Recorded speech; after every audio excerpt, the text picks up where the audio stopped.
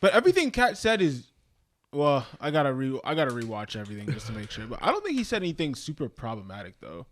No. Against anybody. He was going after actual people. He wasn't going after groups of people being like fucked up. Facts. He's saying you're not funny, you're not funny, you're not funny. And you're gay. God. I guess we did kind of gloss over this, but like on the music shit, that we should have started with that. But 4 Bats. Is that the most interesting thing in music right now? Spencer, what do you think? I think it's not the most interesting thing in music right now because he has 2 songs. You know what I'm saying? But I think the second song, Act 2, Dated 8, is one of the most infectious songs we've gotten in a long time. It's a song that I remember you put it on when we were reacting on camera, and instantly I was like, yo, like, who the fuck is this? You know what I mean? Yeah. And I've played that around people. Every single time I play that around somebody that's not familiar, they stop and they're like, what is this? Tune into the live streams if you want to get put on. That's what I'm saying. I think that song is super smooth, and I love the creativity too of the first singles, from the aesthetic of the visualizers to the Act 1, Act 2 thing. Like, I think that's really cool. Like, how many acts are we gonna get, and are we gonna get a project after that? Like, I don't know. It seems like he was kind of betting on himself and knew that he was gonna pop by doing that. Because you're not going to do that if you think it's going to take until Act 12 to fucking have a song go up. You know what I mean? Mm-hmm. Yeah. I'm a big fan. And I think the sound is great. I'm really looking forward to the next release. Mm-hmm. I don't think... I like the 4 Bats music, but he did make the same song twice in a row. Did he? Because Dated 8 is way and better. I do think, before we get into any of it, 4 Bats in 2024. I don't want any more clones. 4 Bats is a Brent Faiyaz clone. I don't really get it, bro. Based really off of the 2 songs that he dropped, 4 Bats is a Brent Faiyaz clone. And the worst part about it is, if I played you that song and was like, "Yo, listen to this new Brent leak I found on SoundCloud," you would not know.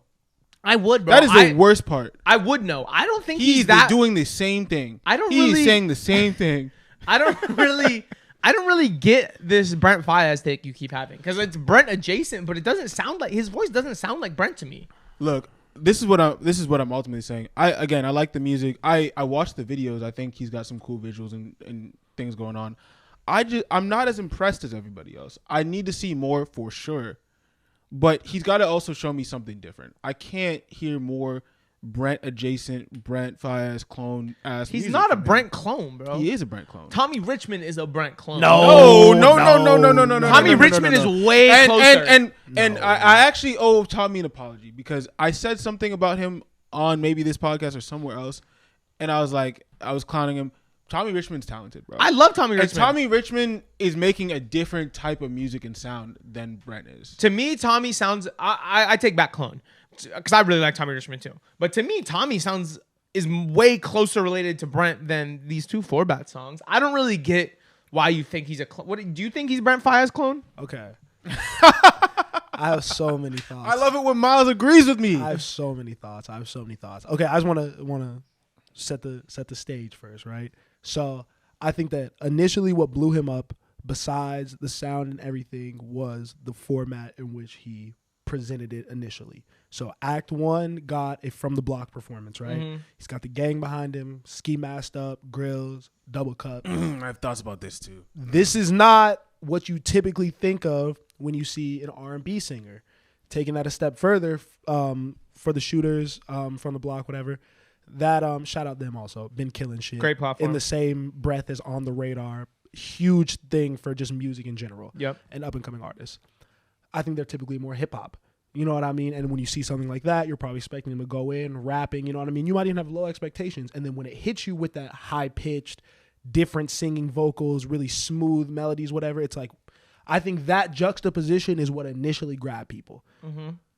I do think that when he followed it up with Act 2 in a similar format, also doing another from the block, you know what I mean, this time from his hometown, Dallas, Texas, it does, I see how it gets formulaic, but I'm not mad at that because he's building an association. You know what I mean? He's building out a sound. You know what I mean? And if you've only done it for 2 songs, I don't think that's too much. You know what I mean? I just think that what he's doing with the ski mask and the cup is very gimmicky. And I feel like it's something that he's going to hold on to until... Actually, I don't know if he'll hold on to it, but I think that is going to get really dry really quickly. But what if that's And I him? also do think that at the end of 2024, we're not going to be talking about him. But what if... But wait, There's so many artists that have good singles and good songs or whatever that we just don't talk about anymore. Okay, before you keep hating, the cup and ski mask thing. Yes. Is it a gimmick when rappers do it?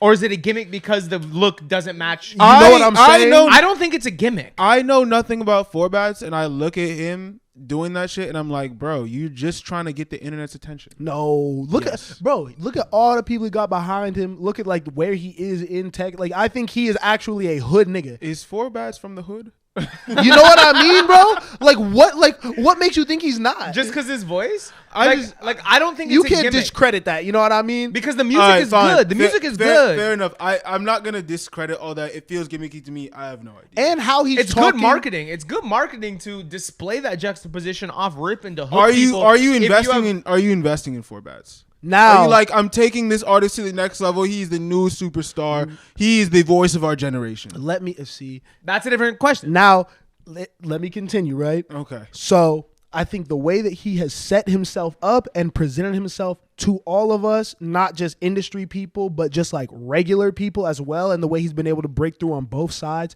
masterful. I fuck with it. And I'm cool with it all the way. You know what I mean? I think that he's following the steps of Brent Faiyaz for sure in terms of, I don't want to call it hood R&B, toxic-ish R&B, you know what I mean? Because how he's talking, you know what I mean, isn't very lovey-dovey traditional, you know what I mean? Yeah. So he is taking pages out of Brent's book from that standpoint. I am worried about him because I just want to know what his real voice sounds like. Yeah. And that's not really a worry. That's a question. So I'm not going to bet the house on the nigga because I don't know. But I think that he has not shown me anything to where I wouldn't want to support him and believe in it because he posts all the time. Very active on all platforms. Mm-hmm. You know what I mean? The song is catchy and well written and Agreed. authentic. Agreed. Like everything about him to me seems very, very authentic. I wouldn't say that, but I agree with everything else you said. And real. So that's where I'm cool with it at. And I do like that it seems like he has a concept, like you were saying. Mm-hmm. Act 1, Act 2. Like I appreciate someone putting thought into their shit and their rollout even before everything has come out. You know what I mean? Because I think retroactively trying to come up with a concept or a theme, it could be a little bit harder. You might lose people's attention. So I'm pro Forbats, honestly. I think it's good, but I want to watch it closely. And I think that he has the opportunity to take this shit and run with 2024 and make it a big thing. I think it's dependent on the body of work. Cause I think that right now it's like when Eam first popped off. Yeah. You know what I mean? Because nobody had heard. Right? But feel me, before it got repetitive and before he never evolved, it sounded cool. And it was fun and everyone was fucking with it. He got cosigns from everyone the same way Forbats is getting cosigns from artists who know their shit. Bro, Jordan Ward's posting it. SZA's posting it. Like, I just feel like what you said is exactly what I feel. He's one dimensional. And I don't know if he can He perform. has 2 songs. you know what bro. I mean? Like, you He can has be 2 one dimensional songs. with 2 songs. How can you be more than one dimensional with can't- 2 songs? Yeah. I'm not betting the house on anybody with I just 2 have songs. a feeling. I just have a feeling. Okay, Is the that's second song better than the first song? Is the second song better than the first song? You know what? Yes. Okay. The Way second better. song is the second song is better. So when you're as a young artist, right? As a developing artist, we all see it. You have to find your sound before you do a project, before you do all that. And if the sound is getting better, that's a positive. I would love it if in 2024 Forbats skyrocketed and proved me wrong. I just don't think he's going to. I've seen this gimmick, or not this specific gimmick, but I've seen gimmicks come and go all the time. It's an internet thing. It is a really, really good song. It's really, really, really catchy. I'm going to play it in front of people. I'm going to play it in front of men, women, children, whatever. Yo, 500 for your pause. fucking nails in front of children on the Epstein episode too. Is Yeah, crazy. that was crazy. That was crazy. Rewind. I hate him. I hate him. No, but I just look. In all seriousness, that's my take. I just think Four Bats is a little overrated right now. I think the hype is a lot for an artist that has shown us 2 songs. Now, I will admit, though, the gimmick to me isn't the aesthetic. The gimmick to me is the high pitch, low pitch at the end of the song. Yeah. That I agree with. I don't want to hear that again. Oh, Don't do that switch. Don't, yeah. like, you know what I mean? You could do the high pitch vocal thing, but you don't need to give me the slowed part at the end. Or you could do maybe, I think it would be dope if the next song maybe is all the slowed down vocal maybe. Like, there's different ways you could approach this to keep it interesting, at least, because you have everyone's eyes on you right now. Yeah. You have the opportunity to do whatever. So take your time with this. Like, grow, accept the moment, have fun with it, obviously, you know what I mean? But I believe in the nigga. I'm happy for him. I do too. I like him. I don't know if I would sign him. And something I kind of want to talk about in relation to Four Bats, a lot of questions that I'm hearing people in the industry talk about is, can he perform? You know what I mean? Like, what does his voice sound like? Can he sing? Will he be able to perform at a live show? Do you guys think it's still important that artists in 2024 can perform live? yes. Real artists will always live performances will always be important. Real artists have to be able to perform live. And I think, Why? Because I think especially in this era where we're seeing hip hop take a hit, and after the pandemic, actually, concert tickets are a premium item. I'm not just buying a concert ticket casually anymore. I'm making a thing out of it. I'm texting the group chat, yo, I'm trying to go to this Burna Boy concert. He's in town 2 nights. Let's go Friday. I'm trying to get at least 3 people to go with me. We're going to get dressed up. We're going to pregame. We're going to get a car. We're this gonna nigga do wore all this type silver for the stuff. Renaissance tour. And yeah, bro, that's what it is, though. You're Like, right. Concerts are experiences. I'm not putting my hard-earned money during a quasi-recession toward some shit that I don't think is going to be good, bro. I'm not doing that anymore. And a lot of hip-hop artists are getting up on stage, and they're letting the music play in the background, and they're doing this, and they're doing a lot of this, and they're doing a lot of this.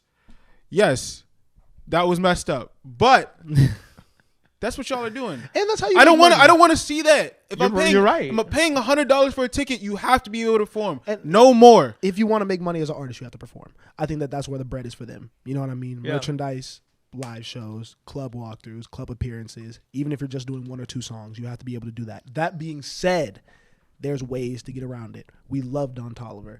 Don Toliver is not going to be caught dead without having auto-tune on his mic.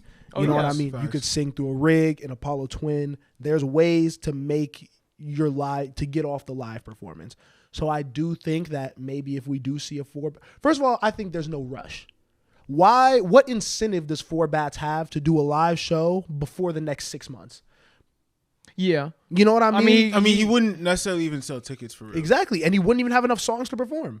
So there's no rush into doing it. I think he can do that. But I think as a label person, while you're building out the catalog of the artists that you've now chosen to put this money behind, part of your job is to also make sure you're paying to get them rehearsal time. You're paying to make sure they have the right equipment so that when they are out there singing, they're not caught dead looking crazy. Yeah. You know what I mean? Like, if you're going to invest in someone like Four Bats and wonder if they can, like, bro, niggas at these labels have to do their job now. I think that's what we're realizing more and more and more. It takes a lot to break an artist and have them not just be a moment and be a real thing. You know what I mean? And not only that, it takes time. Yeah. You see it all with Tate McRae, bro.